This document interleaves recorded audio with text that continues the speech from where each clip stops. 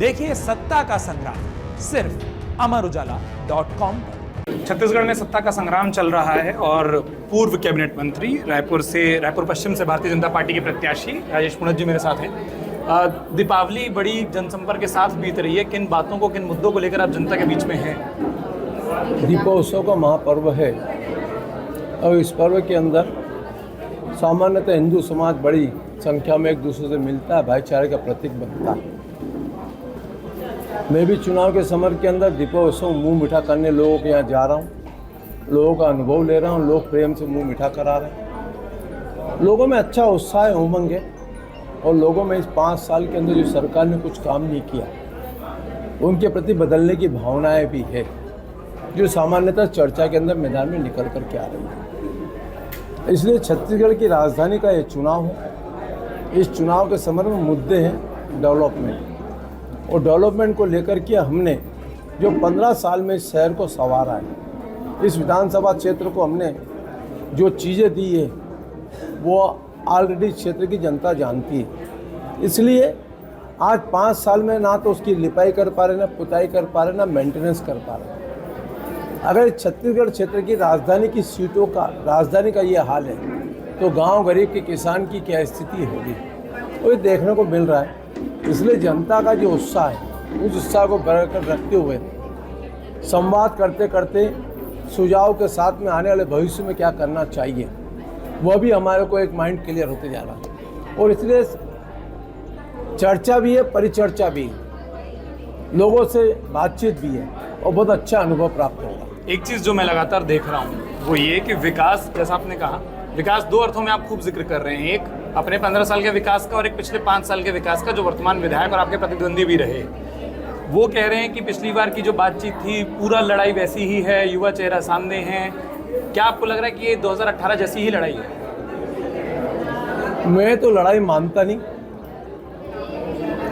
मैं अपने काम के भरोसे, मैं अपनी वर्किंग के भरोसे और जो मैंने काम किए हैं वो मेरे सामने, जनता के सामने, और इसलिए उसी के आधार पर मैं जनता से वोट मांगने निकला। अच्छा, आपसे सिर्फ आपकी विधानसभा की बात की जाए तो कम होगा, पूरे छत्तीसगढ़ प्रदेश की अगर मैं बात करूं, बात ये हो रही है कि ऐसा लग रहा है जैसे छत्तीसगढ़ में दोनों ही पार्टियों के बीच में एक रेस लग रही है कि कौन ज़्यादा योजनाओं को मुफ्त देता है, या वो बात होती है। आपके घोषणा पत्र में जिक्र आया महिलाओं के लिए, और आपने अपने लगातार आप जनसंपर्क में उसका जिक्र भी कर रहे हैं, जो सहयोग राशि होगी। कांग्रेस ने भी वैसी सहयोग राशि का ऐलान कर दिया, कर्ज माफी का ऐलान कर दिया। क्या चुनाव इन योजनाओं पर जाता दिख रहा है आपको? कांग्रेस ने अपना घोषणा पत्र 4 बार निकाला, भाजपा ने 1 बार निकाला। 2800 चावल की धान की घोषणा वो की, भाजपा ने अपने घोषणा पत्र में 3100 किया, तो 3200 करने की जरूरत क्यों पड़ गई? भाजपा ने 2 साल का जो बोनस नहीं दिया, जिसके कारण हम विपक्ष में आए। हमने कहा वो बोनस देंगे, तो इनको क्या जरूरत पड़ गई आकर के बोलने की हम कर्ज माफ करेंगे? ये तो हम कर रहे हैं, हमें अनुसरण करते हुए आगे बढ़ रहे हैं। कभी ऐसा होता है क्या? आए दिन कोई भी आता है घोषणा करके चल देता है। यहाँ तो कांग्रेस पार्टी की स्थिति अभी यही है। राहुल गांधी अलग घोषणा कर दिए बिलासपुर के अंदर, उनकी बहन आई प्रियंका जी, वो अलग घोषणा कर दी। अब गांव-गांव के अंदर संदेश चल गया कि भारतीय जनता पार्टी वाले बहनों के अधिकार देने के लिए घोषणा कर दी 12,000 रुपए की। 3 दिन में सरकार को समझ में आ गया, कहते हम 15 का है, तो पहले काहे नहीं कर दिया? जनता जानती है, कांच की हांडी एक बार चढ़ती है, बार बार नहीं चढ़ती। मैं वही जानना चाह रहा था कि जब योजनाओं में, जैसा आप भी जिक्र कर रहे हैं कि अगर वो बेहतर दिख रहे हैं, तो लोगों में विश्वास कैसे दिलाएंगे कि वो जो अमाउंट है, वो जो संख्या जो ज़्यादा बड़ी कांग्रेस कह रही है बार बार, उसका काउंटर क्या है? कोई काउंटर नहीं साहब, सबके साथ सबका विकास मोदी का नारा है। छत्तीसगढ़ प्रगतिशील स्टेट बनना चाहिए। हमने जो काम किए, गिनाए ना एक काम इनका, कोई नया मेडिकल कॉलेज खोल दिया, कोई नया उद्योग ला करके दे दिया, कोई इंफ्रास्ट्रक्चर में नया काम कर दिया। क्या क्या है इन्होंने? बच्चों को गोबर, और गोबर की खरीदी भी की 290 करोड़ रुपए की, और 21 करोड़ का गोबर बेचियो। 269 करोड़ का गोबर है कहाँ? जनता पूछ रही है गोबर है कहाँ? ना गोठान में है, ना कहीं रखा है। विधानसभा में उत्तर देता है, शर्म आना चाहिए ऐसे लोगों के ऊपर। कहता पानी आया तो बह गया। क्या उत्तर है? आप कहते मैंने 5 लाख लोगों को नौकरी दी, आपकी होर्डिंग लगी बढ़िया फोटो के साथ में, और विधानसभा में तो 1980 लोगों को नौकरी दी या 19,800 लोगों को नौकरी दी, तो किसको सही माने? एक आरोप जो लगातार आपके विरोधी आप पर लगा रहे हैं कि आप लोग इस चुनाव को बंटवारे की ओर ले जा रहे हैं, उसको इशारा करते हैं, धार्मिक मुद्दों पर ले जा रहे हैं, मुद्दों पर नहीं। विरोधी जिन चीजों की बात कर रहे हैं, तो ब्राह्मण को गाली कौन बकता है? भगवान राम के ऊपर प्रश्नवाचक चिन्ह कौन लगाया? भगवान राम के प्रति हलफनामा किसने दिया? राम सेतु के ऊपर प्रश्नवाचक चिन्ह किसने लगाया? ये सब तो कांग्रेस पार्टी की ना। और माननीय मुख्यमंत्री के पिताजी क्या बोलते?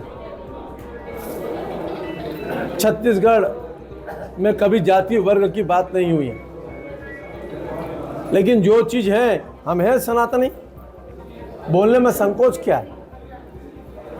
हम जाते हैं, मंदिर जाते हैं, आप मस्जिद जाए, 5 टाइम की नमाज पढ़े ना, किससे मना किया? यहाँ कोई रोका? लेकिन छत्तीसगढ़ में जो धर्मांतरण हो रहा है प्रलोभन के नाते, वो इस प्रदेश की सरकार की जिम्मेदारी उसको रोकना। आखिरी सवाल जो मैं करना चाह रहा था, एक सवाल जो आप पर उठता है वो छत्तीसगढ़ अस्मिता का, और उस पर आपको भी पता है कि आपको खूब टारगेट किया जाता है और आपके कई साथियों को टारगेट किया जाता है कि चुनाव छत्तीसगढ़ अस्मिता का है या मूल छत्तीसगढ़ी का, एक सवाल जो बार बार इशारों में खूब उठाया जा रहा है। जो ये प्रश्न पूछ रहे उनसे पूछना, तुम कब आए हो रायपुर? छत्तीसगढ़ गोड़ लोगों की राजधानी रही, आदिवासियों की। कोई 100 साल पहले, कोई 150 साल पहले, कोई 200 साल पहले। जो अपने आप को छत्तीसगढ़िया कह रहे ना, वो छत्तीसगढ़ियों का हितैषी नहीं है। उनके नाम की नेतागिरी करके अपने जेब भर रहा है। क्या कर दिया छत्तीसगढ़ी के नाम पर लेकर के लोगों को जाति में बांट करके? कोई उदाहरण दे दे। कितने बेरोजगार नौजवानों को रोजगार दे दिया आपने, गोबर बिनने बना दिए। पीएससी में जो बच्चे सिलेक्ट हुए, नेता क्यों हुए? कौन से छत्तीसगढ़ी बेटे सिलेक्ट हो गए? जनता को गुमराह करने का और जाति और वर्ग समाज को बांटने का काम कांग्रेस की प्रवृत्ति शुरू से रही है। इस देश का बंटवारे का सबसे बड़ा योगदान कांग्रेस का इसी चीज का है।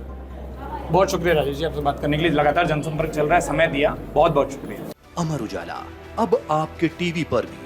अपने स्मार्ट टीवी पर यूट्यूब पर सर्च करें अमर उजाला, चैनल सब्सक्राइब करें और देखें ताजा खबरें, वो भी HD क्वालिटी में। और हाँ, बेल आइकन दबाना ना भूलें ताकि हर खबर हो आपके घर। अमर उजाला, निष्पक्ष, निर्भीक, निरंतर।